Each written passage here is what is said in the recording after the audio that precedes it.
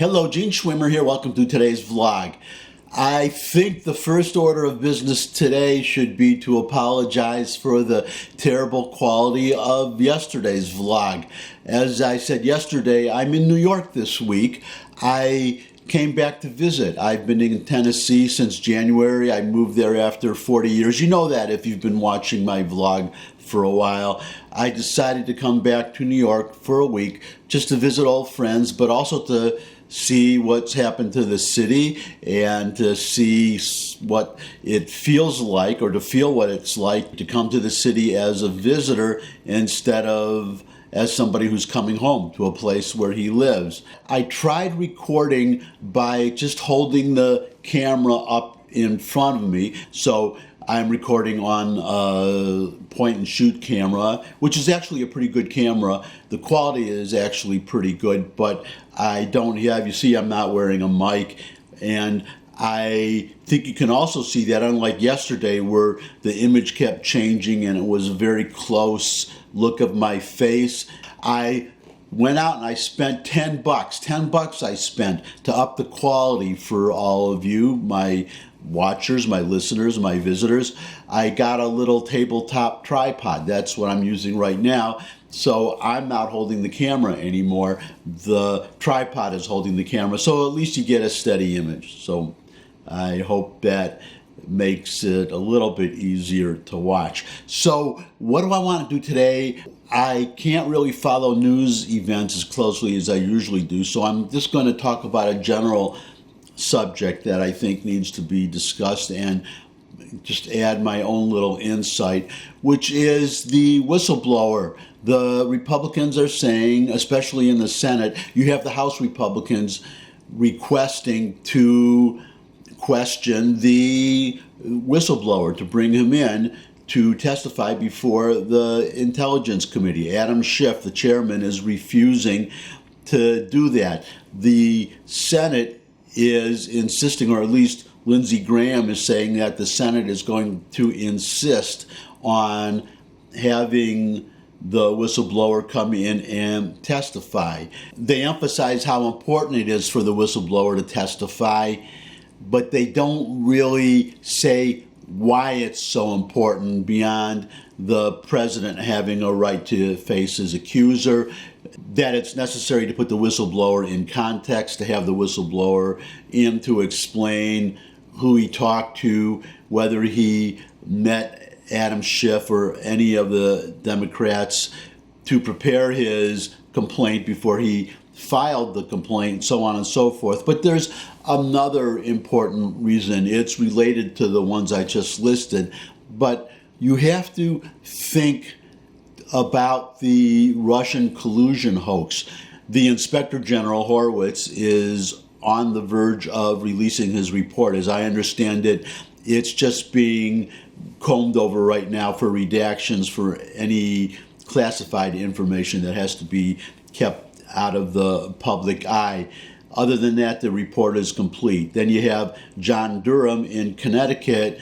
He's turned his investigation into a criminal investigation. I understand he's already convened a grand jury. I'm not 100% sure of that. And grand juries are secret, so we may not even know unless the grand jury issues one or more indictments. But what's important to understand is whatever we learn, I don't want to prejudge anything. I don't want to be like our Democratic friends during the Mueller investigation, popping champagne corks, counting our chickens before they're hatched, and then when the chickens are not hatched, we have that egg from the eggs of these chickens that were supposed to be hatched but ended up not being hatched, having the egg all over our face. I don't want that to happen to me. So I'm not going to prejudge anything, but I am going to say that the people, John Brennan,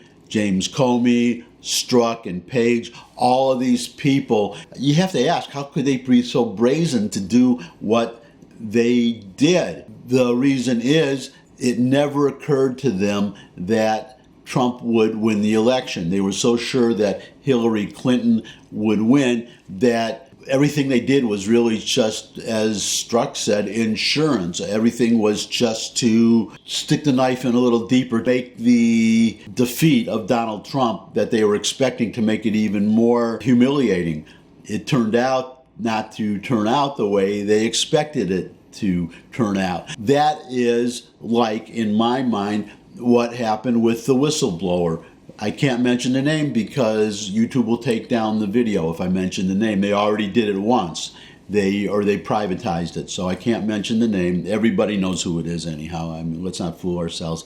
But why did the whistleblower do what he did? I think it's because he didn't expect a transcript of the phone call to be released. This gets to why it is so important to have that whistleblower testify, besides revealing what I think will show a very partisan background. What I think happened, or what very probably happened, which demonstrates why it is so important to make this whistleblower testify and find out who he talked to, is that the way he portrayed that phone call in his complaint, or more important, the way he portrayed the conversations that he had with whomever he spoke with to get this secondhand information about the phone call that he then turned into a whistleblower complaint.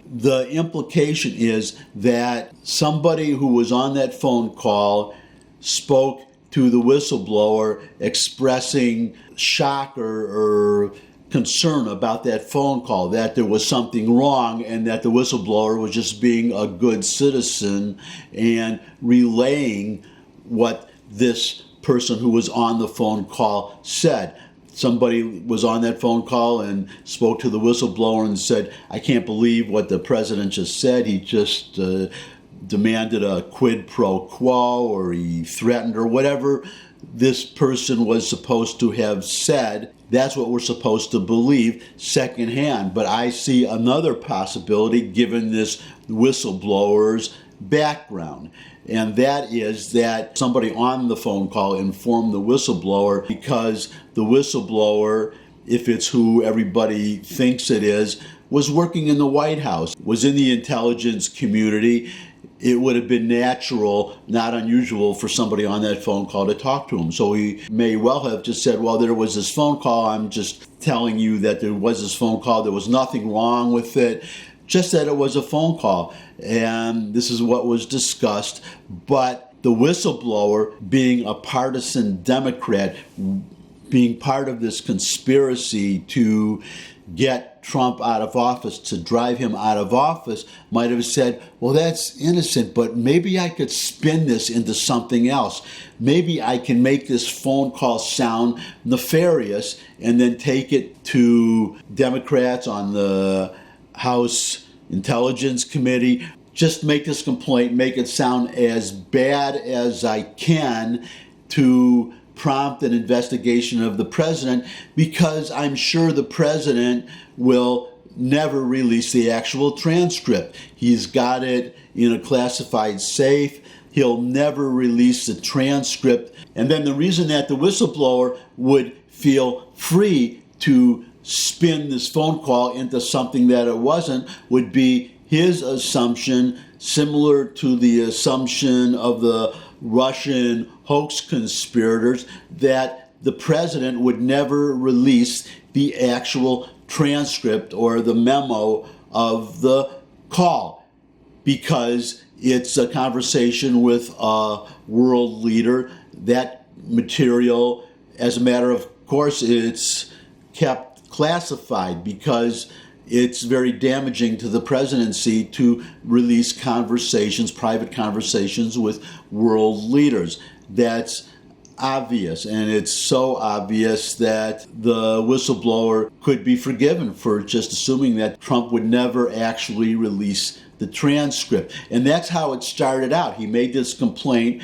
and it led to this press feeding frenzy that continued until Trump did actually release the transcript. Once he did that, that pulled the rug right out from under the Ukraine coercion, bribery, quid pro quo, whatever you want to call it, that's when the Democrats really had to scramble. And then we can say, as the saying goes, the rest is history. Now we're into these so-called impeachment hearings, this is an impeachment inquiry. But what I want to get at is the importance of having this whistleblower under oath to say whom he spoke with, what that person he spoke with, number one, whether he's getting second-hand information or whether that person with whom he spoke, or I think he said there were 6 people with whom he spoke, that they actually were on the call, and then what exactly they said. Did they express a concern about what Trump said in this phone call? Did they express an opinion that what Trump did was illegal or impeachable or serious abuse of his power? Or did they just matter-of-factly just tell the whistleblower just a summary of what the conversation was, just matter-of-factly give him a summary of the conversation and not indicate that anything was wrong, and that the idea that there was something wrong, that it was an abuse of power, came from the whistleblower, not from the people on the conversation? And then if it came from the whistleblower, why did he say that? Is this a conclusion that he came to based on this information, or is this something that he created in his own mind as an opportunity to get the president? In other words, did he take an innocent conversation and deliberately spin it into something serious in order to harm the president of the United States? That is the matter to which that whistleblower needs to speak, and he needs to do it publicly, and he needs to do it under oath in a forum where the people with whom he did speak can be identified, is so that those people can state whether the conversation was as the whistleblower conveyed it, which raises the possibility that the whistleblower would repeat that these people with whom I spoke, they all expressed serious concern about what the president said, that they thought it was illegal, an abuse of power, an impeachable offense, whatever. If we know who these people are who spoke to the whistleblower, then they can be asked to say, is that true? Did you really express those concerns, or did you think it was an innocent conversation, in which case the whistleblower made it all up? And if he repeats it under oath, then he is guilty of perjury. That's the vlog for today. As always, thumbs up if you like this video. Share it with anybody else you think would like the video. Got any comments? Put them in the comment section below the video. Subscribe. I love getting subscribers. And finally, come back and see me again. I look forward to seeing all of you again. And until I do see all of you again, bye.